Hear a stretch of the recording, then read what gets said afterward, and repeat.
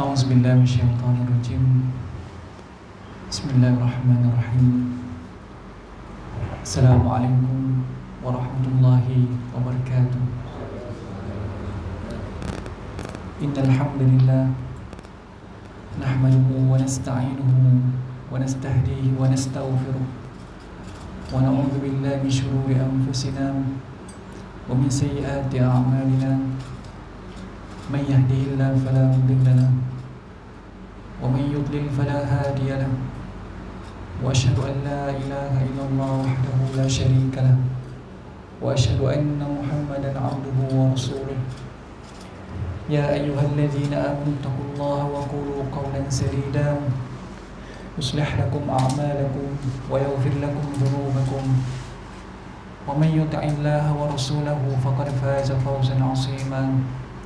Na'udzu bikalimatillahi tammati min syarri ma khalaqa wa dzara'a wa bara'a wa min syarri ma yanzilu minas sama' wa min syarri ma ya'ruju fiha wa min syarri fitanil laili wan nahar wa min syarri kulli tariqin illa tariqan yatruku bi khairin ya rahman. Alhamdulillahilladzi bi ni'matihi tatimmu as-salihat. Rabbana atina min ladunka rahmah wa hayyi' lana min amrina rashada.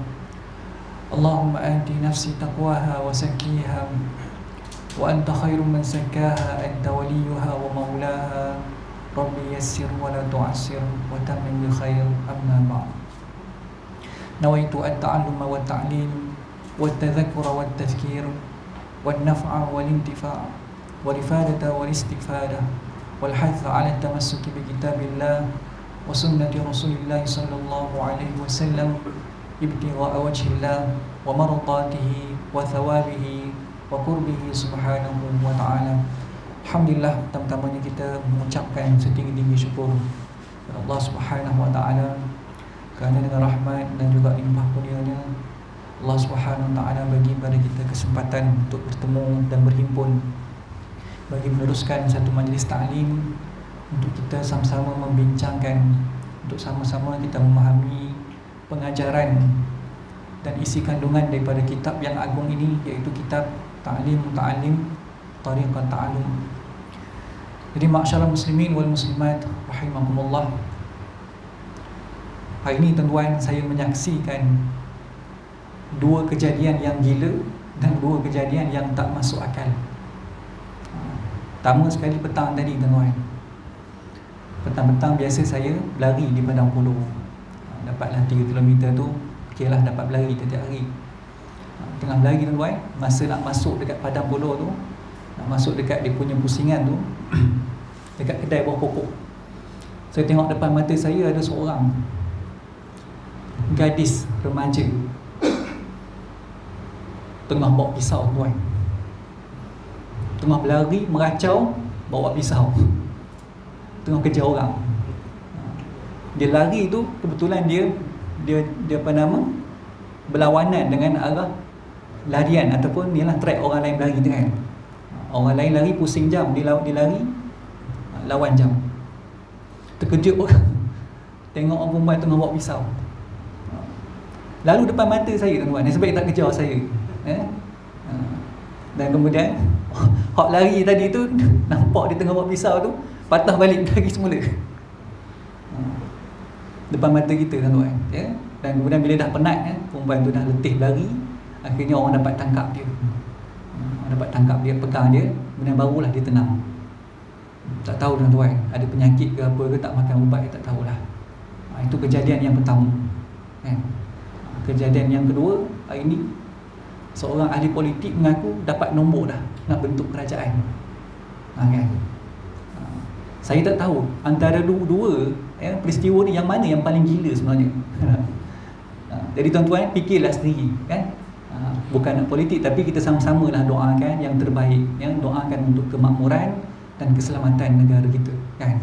Kita ni banyak benda lagi kita nak selesaikan, masalah ekonomi, masalah COVID-19 dan sebagainya. Tiba-tiba datang pula bencana-bencana dan ujian yang sebegini. Yang kita berdoalah kepada Allah, mudah-mudahan Allah memberikan rahmat, mudah-mudahan negara kita ini, negara Malaysia ini, negara yang diampun, diberikan maghfirah oleh Allah Subhanahu wa taala. Kerana selagi mana ada orang yang beriman, selagi mana ada orang yang mengucapkan keyakinan dan ketakwaannya kepada Allah Subhanahu Wa Taala, insya-Allah Allah akan menahan balak daripada ditimpa ke atas tanah tersebut. Amin. Amin ya rabbal alamin. Kan, mudah-mudahan. Mungkin dengan sebab tuan-tuan, ya, mungkin dengan sebab orang yang kita lihat biasa-biasa, orang yang tak terkenal di dunia ni, tapi mungkin namanya disebut-sebut oleh ahli di langit sana, kan? Disebut oleh para malaikat di langit sana. Mudah-mudahan orang inilah, berkat orang ini dan keimanannya dapat menahan balak daripada ditimpa di atas bumi Malaysia ini. Jadi tuan-tuan, insya-Allah kita menyambung pengajian kitab Ta'lim Muta'allim Tariqat Ta'allum. Tapi sebelum tu saya nak berkongsi tuan-tuan dengan satu ucapan yang pernah disebutkan oleh Al-Imam Makhlad Ibn Abi Husain radhiyallahu ta'ala anhu. Jadi Al-Imam Makhlad ni pernah berkata kepada Al-Imam Abdullah Ibn Mubarak. Kata beliau, "Nahnu ila kathirin minal adabi ahwaju minna ila kathirin minal hadith." Kami lebih memerlukan kepada banyaknya adab itu, lebih kami perlu daripada banyaknya hadis. Tuan-tuan faham? Ya. Maksudnya menuntut ilmu hadis yang banyak dengan menuntut ilmu adab yang banyak, yang mana kita perlu tuan-tuan? Yang diperlukan menuntut ilmu adab. Ini disebut oleh Al-Imam Makhlad, ya. Kenapa? Kerana ramai di kalangan orang kita sekarang ni yang dirasa, yang dilihat menuntut ilmu tu lebih utama daripada menuntut adab, kan tuan-tuan, ya? Sehingga menyebabkan akhirnya dia tidak beradab dengan ilmu, dia tidak beradab dengan ahli ilmu. Kerana itu para ulama menyebut al-adab qabla al-talab. Al-adabu qabla al-talabu, ya? Menuntut ilmu itu sebelum, menuntut adab itu sebelum menuntut ilmu. Kena tuntut adab dulu. Al-Imam Syafi'i tuan-tuan pernah ditanya, "Kaifa syahwatuka lil adabi?" Wahai tuan imam, bagaimana kehendak kamu, bagaimana keinginan kamu terhadap adab? Kata Imam Syafi'i, ya, "Asma'u bil harfi minhu mimma lam asma'hu, fatawaddu a'dha'i anna laha asma'an tatana'amu bih."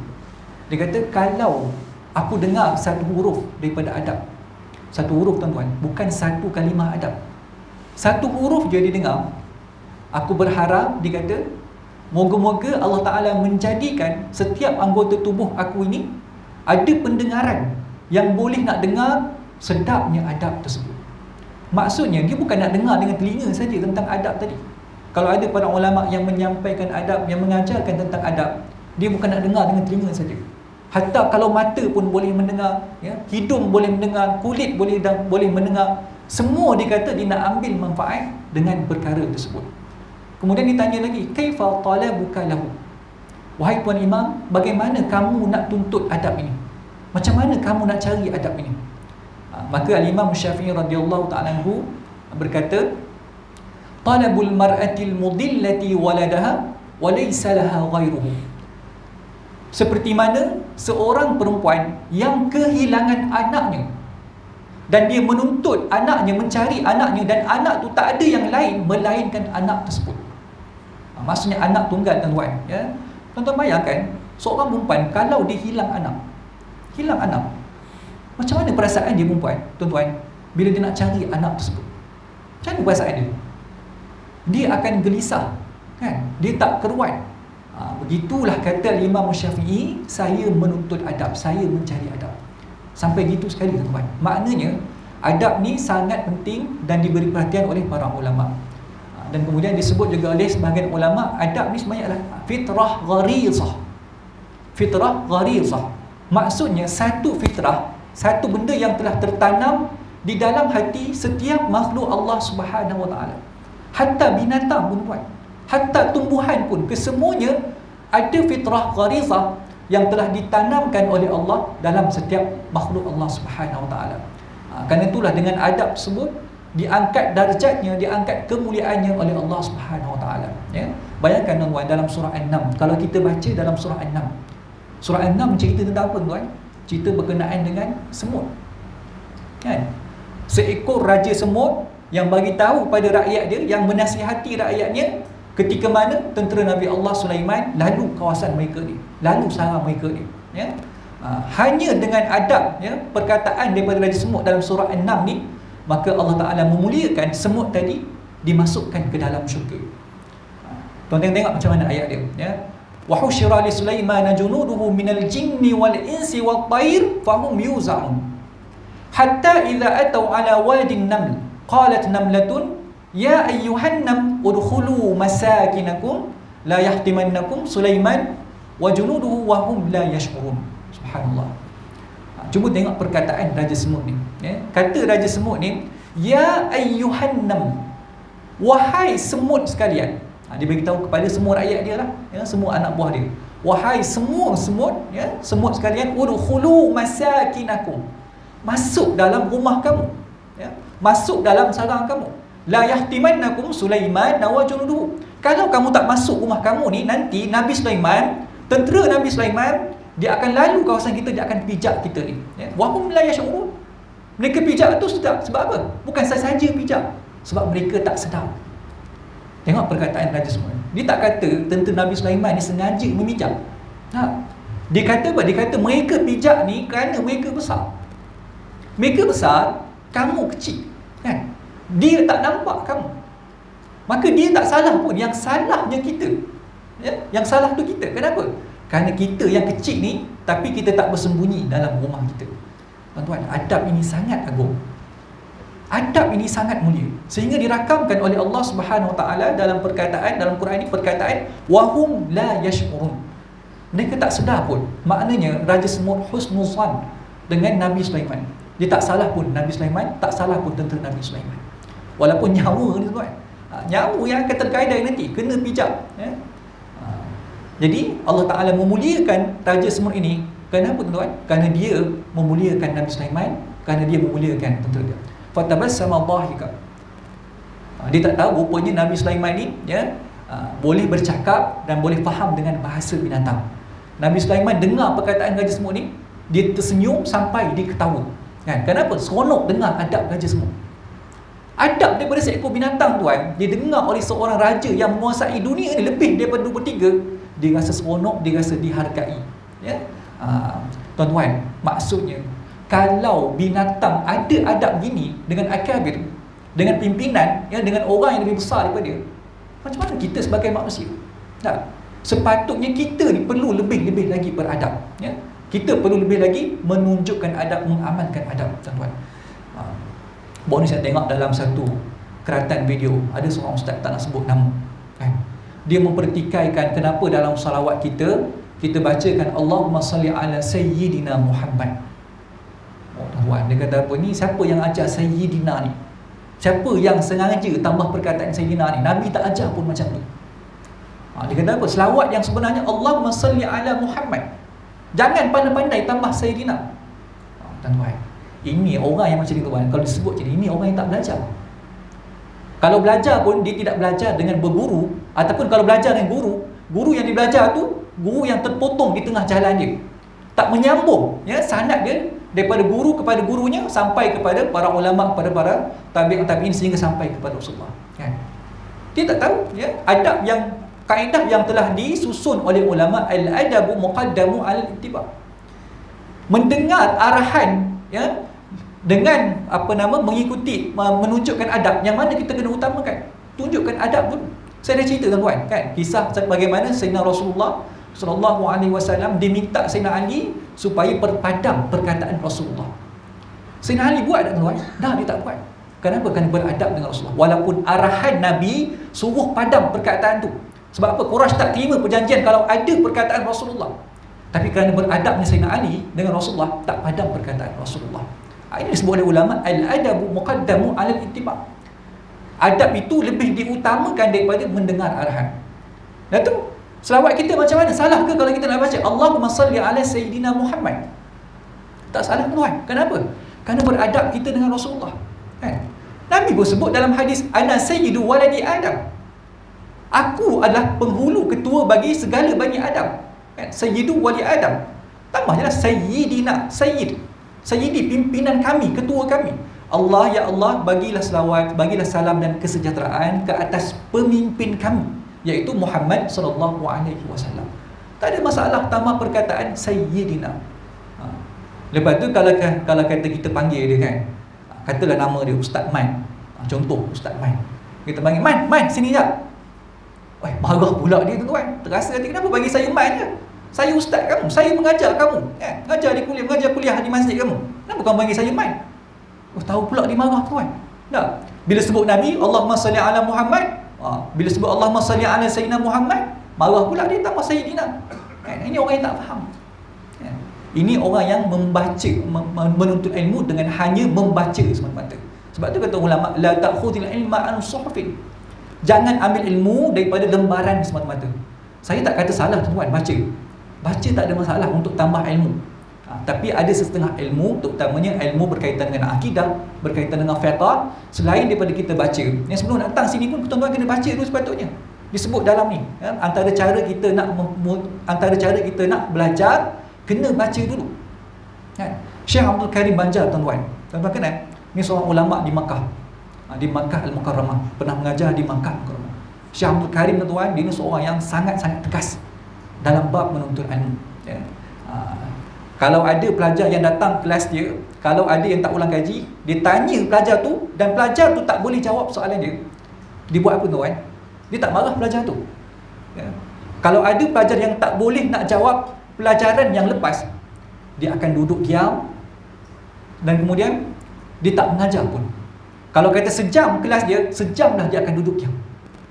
Tuan-tuan, maknanya kalau saya duduk sini tuan, sekarang ni pukul berapa? Pukul 8. Saya diam 15 minit. Macam mana perasaan kita? Kita akan rasa gelisah, kita akan rasa bersalah tuan-tuan. Maknanya kita tahu bahawa kita telah melakukan kesalahan kepada guru. Jadi tak ada masalah. Allahumma salli ala sayyidina. Kenapa? Kerana beradab kita dengan Rasulullah. Walaupun Nabi tak ajarkan kita perkara-perkara yang tersebut. Ini orang yang belajar berguru. Wa man yakun akhidhan lil ilmi an syaikhin musyafahatan, yakun min az-zairi wat tahrir fi haramain. Orang yang belajar dengan guru, maka Allah akan pelihara ilmunya daripada tersilap, daripada melakukan kesilapan. Baik, kita sambung pengajian kitab kita. Qala al-musannifu rahimahullah subhanahu wa ta'ala wa nafa'ana bi ulumihi wa ulumikum fid darain amin. Tidak menjadi tegahan mencari kedudukan untuk melaksanakan amar ma'ruf dan nahi mungkar, menyuruh yang baik dan menegah yang salah, melaksanakan kebenaran dan memperkasakan agama.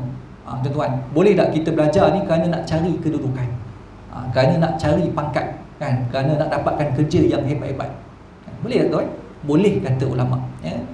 Katalah saya belajar kerana apa? Kerana nak jadi pegawai agama. Saya belajar kerana nak jadi qadi. Kenapa tujuan nak jadi qadi tadi? Tujuan dia adalah untuk melaksanakan amar ma'ruf dan nahi mungkar. Dan kerana kalau saya tak pegang jawatan tersebut, kemungkinan ada orang yang tak layak untuk pegang jawatan tadi, dia pula akan pegang jawatan tersebut. Bila dia pegang tuan, maka akan rosak, akan lebih banyak kerosakan yang berlaku. Jadi saya pegang untuk buat kebaikan kepada umat. Saya nak jadi pemimpin kepada umat ni adalah untuk nak memberikan kebaikan kepada umat. Kalau niat begitu tuan-tuan, silakan, tak ada masalah. Tapi kena jaga betul lah.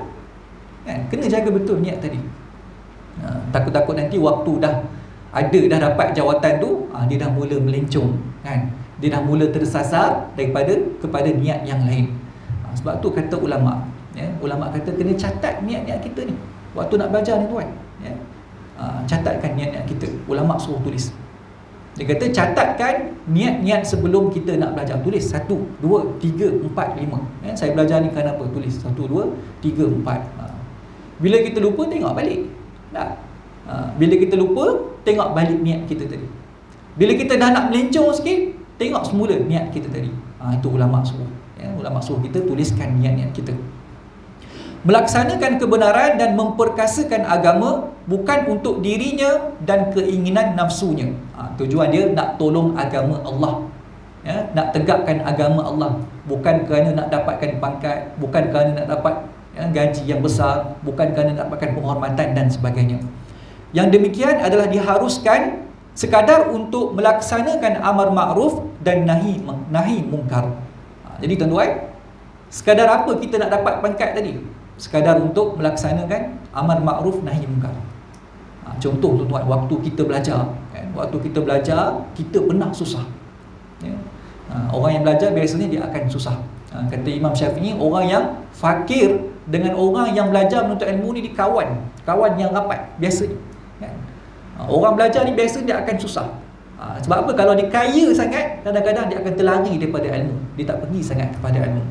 Jadi bila dia balik tuan, dulu dia pernah susah masa zaman belajar tu.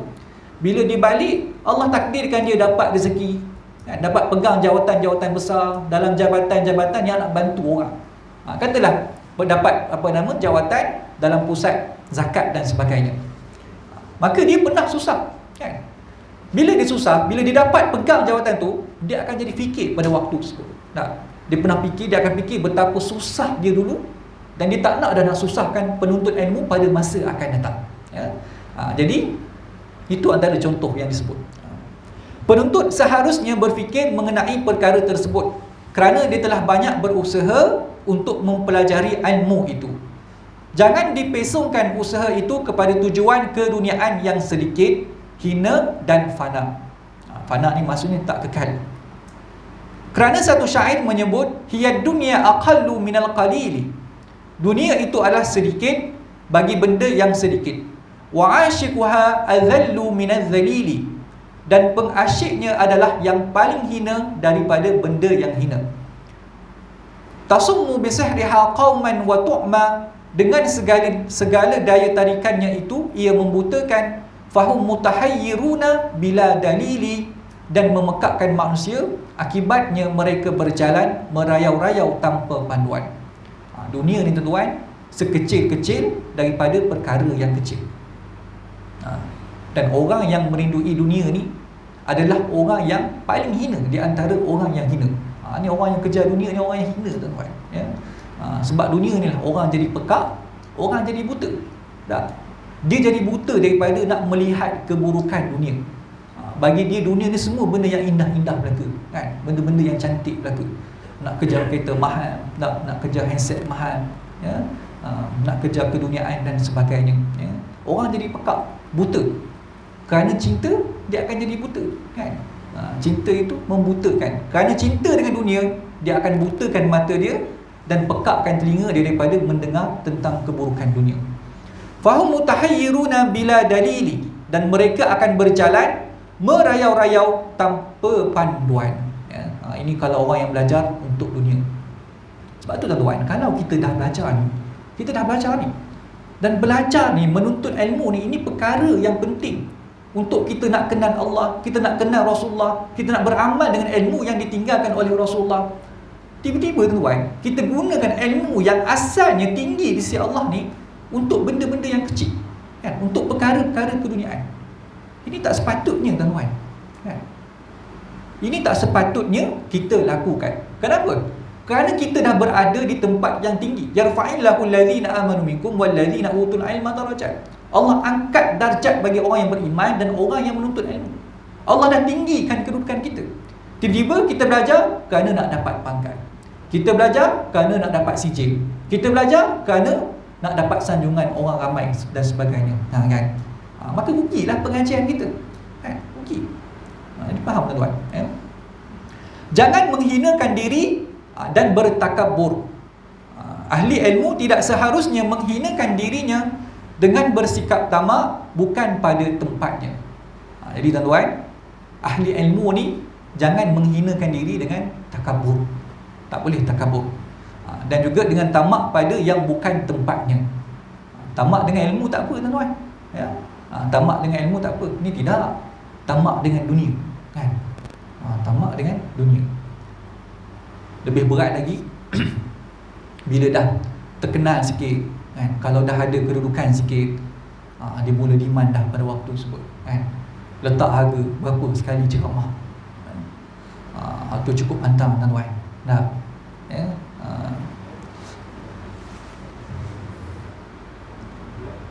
Sebab tu kita, tuan-tuan, kita jangan duk tanya sangat, ya? Ada orang kata, ustaz, kalau tak tanya kau, kita tak tahu pula nak bagi berapa. Tak? Ada orang kata, ustaz, nak tanya ustaz, kalau nak panggil ustaz ni berapa ya nak kena bayar? Tuan-tuan, saya kalau orang tanya macam tu, benda itulah yang paling menyempitkan dada. Jangan tanya, ya? Ikut suka lah. Tak nak bagi sudah. Ikut suka, ya? Bukan kita nak sangat, kan? Ini adab yang kita belajar daripada guru-guru kita. Tapi tuan-tuan, kalau orang tu datang daripada jauh, fikir sendirilah nak bagi berapa. Kalau mari daripada KL, mari daripada Kedah, fikirlah nak bagi berapa kan. Baru ni PU Azman datang di Pekan, datang di Seriti, ada perkongsian sikit, ada pengisian dengan pelajar-pelajar Seriti. Jadi kita tahulah berapa nak bagi tu. Jangan tanya dia kan. Tapi ada juga tempat-tempat lain, bila bagi sagu hati pada ustaz kata, ni tak cukup ni. Ustaz tu pula katanya tu. Jadi orang masjid ni, bila ustaz dah tegur macam tu, akhirnya dia terpaksa lah tanya ustaz lain. Ustaz nak panggil ustaz ni berapa nak kena bayar? Kawan-kawan kita pun cerita lah, ni memang berlaku tuan-tuan, di Mercung, di masjid di Mercung. Tapi adab sebenarnya tak boleh tanya, jangan kita tanya. Tapi kalau dah datang daripada jauh, fikirlah sendiri kan, minyaknya kan, makannya, tolnya dan sebagainya, dengan persediaan yang dia nak sedia sebelum dia nak sampaikan kuliah pada kita, jangan sampai dia letak tuan-tuan. Kalau dia letak ni jadi tak molek kan, jadi tak comel, dia letakkan kata uish tingginya kan, macam tu pula. Tapi jangan melampau-lampau. Ni melampau-lampau, sampai nampak dia bercakap sejam tu orang boleh masuk Islam habis semua. Melawak lagi banyak daripada ilmu. Tiba-tiba letak 6,000. Ramai tuan-tuan yang guna macam tu. Hanya kerana apa? Hanya kerana kedudukan yang ada kan. Hanya kerana terkenal. Tapi orang suka macam tu tuan-tuan kan. Minta maaf sebut tuan-tuan, orang sekarang bukan nak dapatkan faedah-faedah ketika menuntut ilmu kan? Dia bukan nak dapatkan faedah ketika baca kitab dan sebagainya. Tak. Dia nak dengar halwa telinga dia. Dia kira sedap telinga dia, khair, alhamdulillah. Ustaz ni sedap ni kan, banyak lawak ni kan. Beza tuan-tuan, orang datang menuntut ilmu, orang datang nak baca kitab dan sebagainya, kurang-kurangnya kita datang tu nak dapatkan 2-3 poin daripada ustaz pun tak apa dah ustaz. Ni tak apa dah, cukup dah tuan-tuan kan. Dapat 2-3 poin, balik dia ceritalah pada keluarga kita apa semua kan, tak ada masalah. Orang yang datang menuntut ilmu ni, perasaan dia lain pada waktu tersebut tuan. Beza perasaan dia. Saya teringat kisah yang dikongsikan oleh guru kita yang mulia, Ustaz Nazrul. Dia kata dia pernah belajar di Mesir. Dia belajar dengan seorang guru di Mesir. Dia kata guru ni, dia tak minta duit. Ni seorang guru tua, dia tak minta duit. Nak belajar dengan dia tak minta duit, dia tak letak harga. Tapi jangan, kalau nak bagi, jangan bagi yang merendahkan kedudukan dia. Dia tak minta duit tuan. Tapi kalau nak bagi, jangan bagi yang merendahkan kedudukan. Maksudnya jangan bagi sampai dia nampak macam tak ada nilai langsung aku ni. Tak. Dia akan marah pada waktu tersebut. Tapi kalau nak bagi, jangan terlalu rendah. Dia tak kata pun, dia tak letak harga. Dia tak kata kalau datang belajar dengan saya ni kena bagi dalam sejam RM200. Dia tak sebut macam tu. Jadi Ustaz Nazrul ni cerita, dia kata dia belajar dengan guru ni 6 tahun. Baca kitab dengan dia 20 buah kitab, hampir 20 buah kitab. Baca kitab Nahu, kitab Balarah, kitab adab. Satu hari dia kata dia tersilap kan? Sebab minggu tu dia belajar, satu minggu tu 3 kali dia belajar. Masa tu tak ada duit kan? Jadi dia ingat 3 kali pergi tu, dia nak bagi dekat syekh ni. Syekh ni tak minta banyak kan? Dia bukan minta banyak pun. Dia belajar dengan syekh ni sejam, 2 jam, 3 jam, kadang-kadang 4 jam, 5 jam belajar. Belajar di rumah dia. Satu hari dia kata dia tersilap tu, sebab dia dah janji dengan guru dia. Ada seorang lagi guru dia, nama dia Syekh Ahmad. Syekh Ahmad ni yang tolong kirakan dia ni supaya dapat belajar dengan guru yang tua ni. Syekh Ahmad tanya, kalau kamu nak bagi kat dia, kamu boleh bagi berapa kat dia? Dia tanya dekat Ustaz Nazrul ni kan, berapa yang kamu boleh? Dia kata, Syekh, kalau 25 genih boleh tak Syekh? 25 genih duit Mesir lah, 25 pound. Maksudnya 25 genih sekali kelas. 25 genih berapa ringgit tu kan? Bahagi 2, jadi berapa? 25 bagi 2, 12 ringgit setengah lah kan? 12 ringgit setengah tu kan? Ni 1 jam yang penuh dengan ilmu. Bukan ada lawak-lawak macam kita biasa buat dah. Kona-kona macam saya kona kan, tak ada. Ni memang baca kitab betul. Ni ulama Mesir, ulama di asal memang dia akan baca kitab. Jangan-janganlah dia kona macam ustaz-ustaz kita ni. 1 jam yang penuh dengan ilmu. Tapi 25 genih lah sebab dia pelajar, penuntut ilmu masa tu, tak ada masalah. Jadi setiap kelas dia akan bagi 25 minit. Tapi minggu tu dibaca 1 minggu 3 kali. Jadi kalau dibagi 25 minit, maknanya kalau 1 minggu tu dia kena bagi 75 minit. Maka dia kata kuranglah duit makan saya bulan tu, kan? Jadi tak tahu nak buat apa dah. Akhirnya dia buat pandai-pandai. Ustaz Nazrul ni dia buat pandai-pandai, dia yang kurangkan duit tu. Ni dia cerita sendiri, ya. 3 kali kelas dia bagi 30 minit. 10, 10, 10. Syekh tadi bila dapat tadi dia tak marah. Nampak okey je kan. Syekh tu bila dapat, okey nampak. Dia tanya pula Ustaz Nazrul ni, kata, ada nombor telefon Syekh Ahmad tak? Ada, dia kata. Boleh bagi nombor telefon. Dia tak tahu rupanya dia nak marah dah waktu tu. Dia tak marah dekat Ustaz Nazrul ni. Dia minta nombor telefon Syekh Ahmad tadi. Syekh yang tolong kira kan, tolong rekomen kan tadi tu. Ada tak nombor telefon Syekh Ahmad? Ada. Tolong tulis jap. Dia pun tulis. Malam tu tuan-tuan, Syekh Ahmad telefon dia, Syekh marah dia sungguh. Kata, kamu buat apa tadi? Tak ada buat apa Syekh. Tak, kamu janji apa dengan saya sebelum ni? Kamu janji, kamu nak bagi berapa dekat Syekh sebelum ni? 25 genis Syekh. Dah tu kamu bagi berapa? 10 genis Syekh. 3 kelas Syekh, tak ada duit. Saya tak ada duit. Lepas tu Syekh Ahmad kata, kamu tahu tak? Syekh marah sungguh dengan kamu. Syekh marah betul dengan kamu ni. Dan Syekh tak nak dah kamu jadi anak murid dia. Kamu jangan datang dah ke rumah dia. Tuan-tuan, ini orang alim besar tuan. Ini Ustaz Nazrul kata pening kepala dia, 2 minggu pening, ya? Ini guru ni bukan orang biasa-biasa tuan. Ini alim besar di Masjid Azhar, mengajar di Masjid Azhar, ya? Tapi disebabkan kamu hina dia dengan duit tadi, kamu bagi tak patut pada dia. 10 gening kamu bagi kat dia, ya? 10 gening tahu apa kan? Tahu berapa tuan-tuan? Bagi dulu RM5. RM5 sejam kamu bagi kat dia. Patutnya 25. 25 tu pun sikit sebenarnya. Pun kamu masih kira dengan dia, ya? Jadi tak tahu nak buat apa dah. Dia kata, Syekh Ahmad kata tak apa. Buat masa sekarang, kamu jangan telefon dia, jangan datang ke rumah dia. Syekh betul-betul marah dengan kamu. Biar saya yang uruskan. Jadi Syekh Ahmad ni yang tolong uruskan. Dia pun cerita balik, dia kata sebenarnya Syekh tak kenal ni Muhammad Nazrul ni. Kalau Syekh kenal dia, Syekh sayang dekat dia.